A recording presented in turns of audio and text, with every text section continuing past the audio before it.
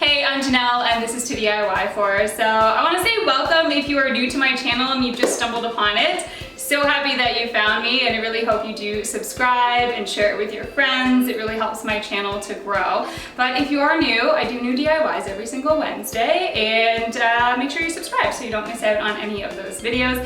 A lot of it is decor based, and I would say it's renter friendly because I myself am a renter. It's very affordable because I like to keep things on the cheap, and they're usually pretty beginner friendly DIYs as well. So please subscribe if you're new, and today's DIY is again a very easy one. It is under $10 to make, and it's this big piece actually here behind me. It's perfect for like a really big wall that you just don't know what to do with, because this is a cheap way to get some decor up there instead of having to buy a really large piece of artwork.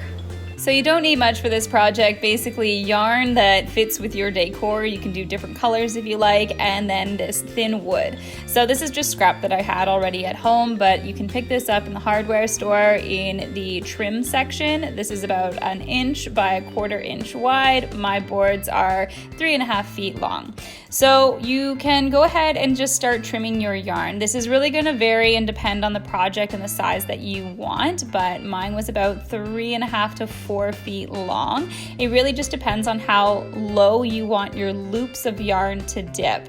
So go ahead and just continue to cut multiple strands of yarn in that exact same length. They should all be the same length, and do your best to make them the same length by using one piece of yarn and just using that as a template to cut everything.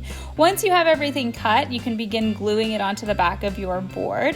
So I would suggest gluing them as tight as possible. I think it looks the best when you do that, and you can glue them in different sections. So mine is about a 5-inch wide section. I left a 5-inch gap and then another 5-inch section.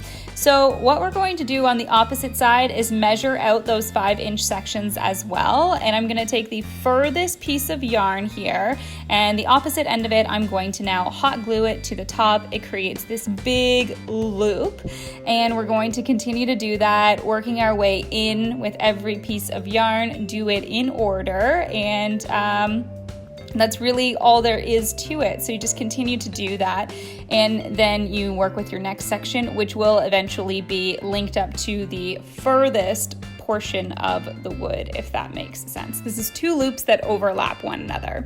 So once you have everything glued down, I'm just doing this on the back as well. I'm adding a second piece of that wood to just make it nice and clean and finished. And then I added these little picture hanging clips so I can hang it on the wall. So that is it for this design. I hope you enjoyed this DIY, which is completely customizable, and you can make it on a very large scale for those big open walls. Let me know though what you thought of this DIY. Give the video a like, and of course if you try it for yourself, I'd love to see what you're making at home. You can follow me on Instagram and on Twitter, and just make sure you tag me in any of your DIYs.